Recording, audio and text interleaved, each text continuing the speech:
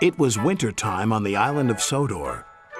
The snow covered fields and railway lines. All the engines were hard at work, except Percy. "Come on, Percy, this is no time to have a rest." "I'm stuck," moaned Percy, "and my funnel's freezing up. Driver's gone for help." "Ha!" huffed Thomas, and went on his way. Later, Thomas had to help clear snow by a tunnel, but it was too deep, and he got stuck. Thomas was very cross. "Snow is nothing but trouble," he moaned. Rusty was close by. "Driver says this winter is as bad as the worst winter of all." "How worst?" asked Thomas. "I'll tell you," replied Rusty, and then the little engine did. Skarloey was working the line to the slate mine in the mountains. When the snow came, it was difficult to work. They used the snow as a double buffer zone to help stop cars skidding through the ravine. One day, Skarloey set off to the mines with some empty cars. Meanwhile, there was trouble at the mine. The winch that hauls the cars up and down wasn't working properly. Skarloey had reached the ravine. High above him were the mine yards. "That snow looks dangerous," said his driver. "The sound of your engine and the freight cars could cause an avalanche. I'll set off an emergency cap and see what happens." Skarloey watched as his driver prepared it. Then they ran over the cap.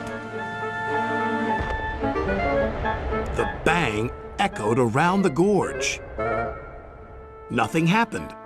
"Good," said his driver. "All's well. We'll have a cup of cocoa and then make our way." But high above them, all was not well. A long line of full cars was about to be winched down the slope. They had just started their journey when some empty cars became derailed. The winch groaned. "Break it! Snap it!" shouted the freight cars. And they did. On, faster, faster," they giggled. "The snowbank and buffers will stop them," said a workman. But he was wrong. The freight cars plunged into the ravine.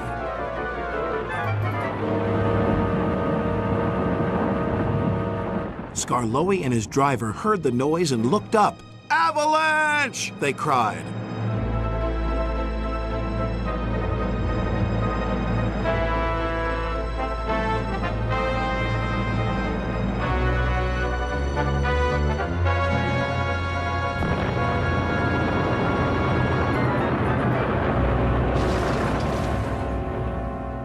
When the snow plume cleared, there was no sign of Skarloey. He was buried deep inside the high drift, blocking the ravine. And then came the funny part. "What's the funny part about an avalanche?" asked Thomas. "Well..."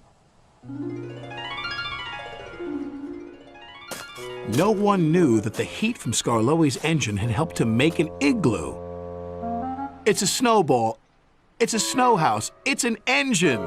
They cleared away the ice, only to find Skarloey's driver and fireman drinking cocoa as if nothing had happened. "Lucky for him, but it just goes to show you can't trust freight cars," said Thomas. "Or snow," said Rusty.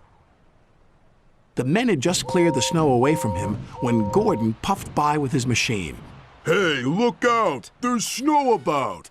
He stopped by the tunnel and wheezed loudly. Then it happened. Oh no.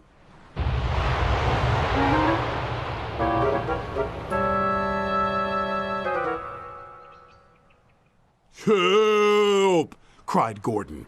"If Skarloey survived a snowfall, surely a big proud engine like you can do the same," chuckled Thomas. "Paw!" moaned Gordon from within, and then fell as silent as the snow.